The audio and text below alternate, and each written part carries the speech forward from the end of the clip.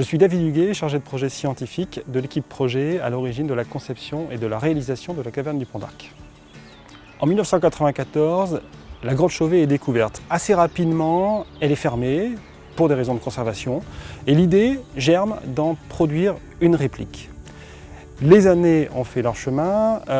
Entre-temps, notre équipe a monté un dossier de candidature pour le patrimoine mondial de l'UNESCO qui a permis l'inscription de la véritable grotte en juin 2014 et moins d'un an plus tard, nous inaugurions la réplique de la grotte Chauvet.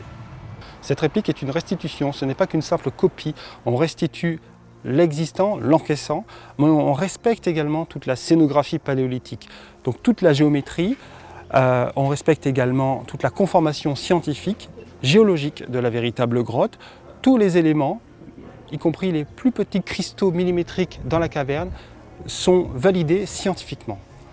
En clair, on a une première phase extrêmement dense de collecte de données scientifiques, géométriques, techniques, topographiques sur la véritable grotte. Et ensuite, cette matière, tous ces matériaux techniques ont été donnés, livrés à des artistes que l'on a emmenés dans la véritable grotte, à qui on a donné une formation accélérée en sciences de la Terre. Et tous ces artistes sont parvenus à réaliser la réplique de la grotte, tant des sculpteurs que des plasticiens.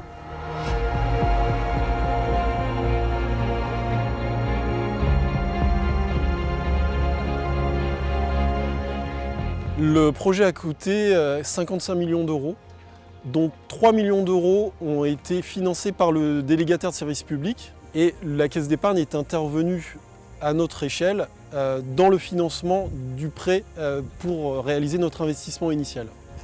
Quand on est là, on oublie très vite que c'est une restitution par la narration du guide, par l'effort intellectuel que produisent les visiteurs et par la justesse de la restitution. L'objectif est de présenter au grand public l'un des premiers gestes culturels de l'humanité.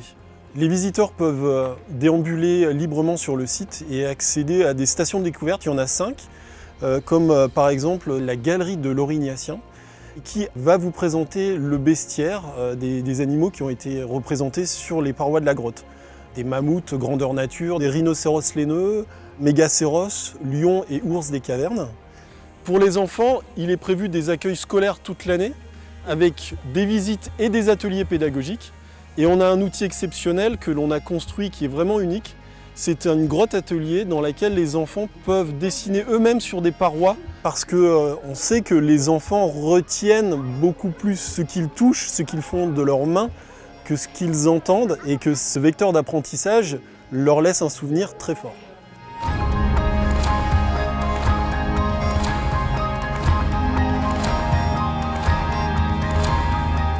Ce projet a 2 missions majeures. Sans hiérarchie, la première, c'est la conservation et la préservation de la véritable grotte. On est fiers d'avoir réalisé un bel outil, un bel objet, mais on est fiers aussi d'avoir restitué l'esprit paléolithique. Et la deuxième mission, c'est un outil de développement territorial, une porte d'entrée culturelle sur l'Ardèche.